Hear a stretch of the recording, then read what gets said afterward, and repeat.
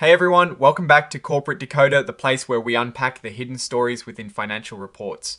This week we're diving into the latest filing from Franklin Solana ETF, a brand new fund, and let me tell you, things kicked off with a bang, but also with a bit of a whimper. Let's decode what that means. So what exactly is this report telling us? Essentially, it's a snapshot of Franklin Solana ETF's financial health and operations for the 3 months wrapping up.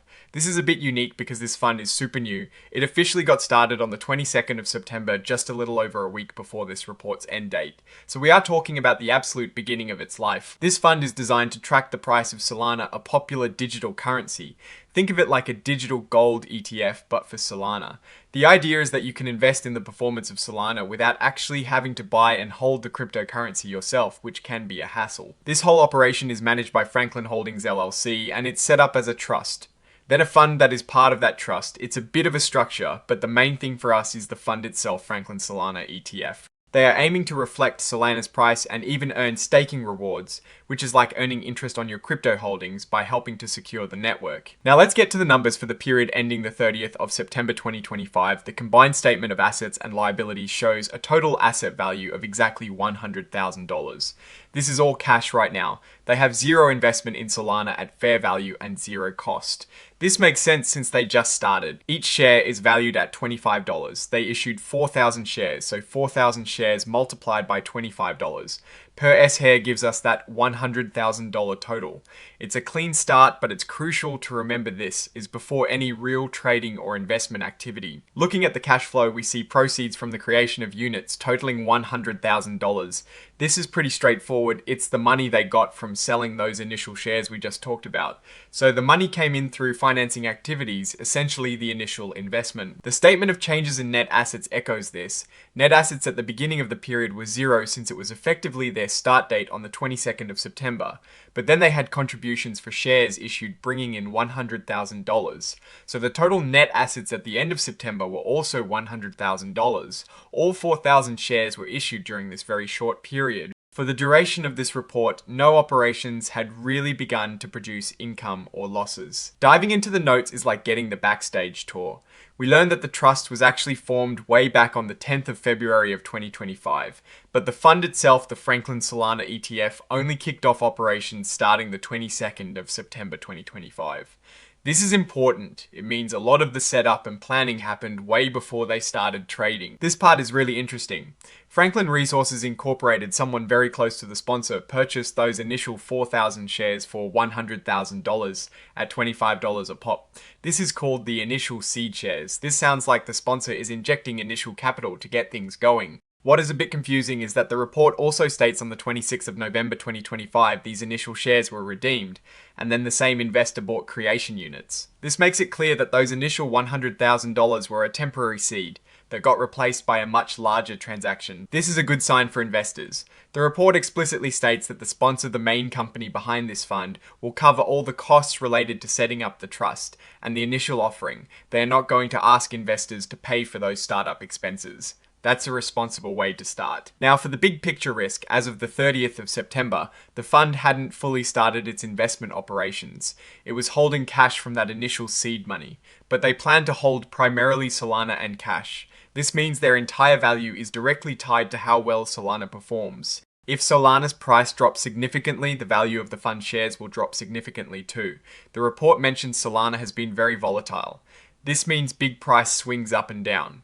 This is a major risk investors need to be aware of. They could lose all or almost all of their money if Solana crashes. On top of price swings, there is also the risk involved in staking.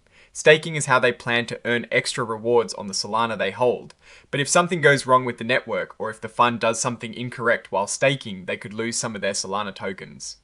This is known as slashing penalties. It's another layer of risk on top of the price volatility. This is a really important update that happened after the reporting period but is disclosed here as a subsequent event. On the 26th of November, the initial $100,000 seed money was taken back. Then the same investor bought a much larger amount of shares. They bought 2 creation units, which translates to 100,000 shares in total. This transaction involved them using Solana to buy these shares, meaning the fund received Solana effectively using 17,000 Solana.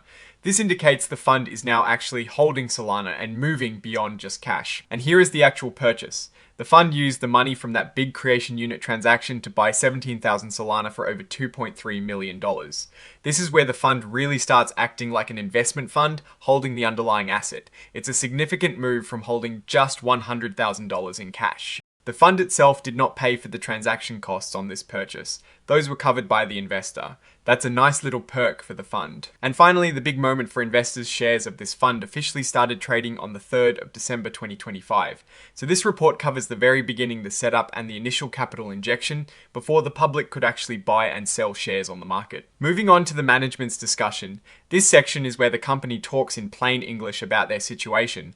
They reiterate that this report contains forward-looking statements, meaning they are talking about future expectations which always come with risks and uncertainties. They remind us that actual results could be very different from what they predict. The management highlights the period from the 22nd of September to the 30th of September. During this time, the fund had not yet commenced operations and had no fees paid to the sponsor because there was no operational activity. This reinforces that the financial figures we saw for this period are just the very initial capital. When we look at liquidity and capital resources, they say they are not aware of any trends or uncertainties that would significantly change their liquidity needs. The main ongoing cost will be the sponsor's fee. Importantly, the sponsor agreed to cover most of the regular operating expenses like fees for administrators, marketers, custodians, and listing fees. This means the fund doesn't have a huge drag on its resources from operational costs early on. The fund will sell Solana as needed to pay the sponsor's fee. This means they might have to sell some Solana at potentially unfavorable times, but it's a way to keep operations running without needing external funding. Now, regarding market risk, they state the fund is a passive investment vehicle, meaning it is not actively managed trying to beat the market, it just tracks Solana. It's not a leveraged product, which means it doesn't use borrowed money to amplify gains or losses. The main takeaway here is that fluctuations in the price of Solana will directly impact the value of the fund's shares. Since Solana is volatile, severe drops could lead to a near total loss of value. They also mentioned that the fund did not yet hold Solana at the time of this report, but that it will. This section is about the internal controls and procedures, ensuring that the information reported is accurate and reliable. They state that the disclosure controls and procedures are operating effectively. This is a standard statement in these reports, and it essentially means they have systems in place to make sure that important financial information is captured, processed, and reported correctly and on time. Thankfully, there are no material legal proceedings currently facing the trust or the fund. This is always good to see, meaning no major lawsuits are hanging over their heads as of the 17th of December. They are referring back to their initial S-1 registration statement for a comprehensive list of risks. They state there have been no material changes to those risks. This means all the risks previously identified are still relevant and should be carefully considered by any potential investor. This confirms the initial sale of 4,000 shares for $100,000 to the seed capital investor on the 22nd of September. They also mentioned that for the period from their inception up to the 30th of September, there were 0 creation units redeemed by authorized participants. This aligns with the fact that the fund had not yet fully launched its operational trading. This part just lists out the various detailed documents that are part of this filing, including certifications required by the Sarbanes, Oxley Act and XBRL documents for electronic data tagging.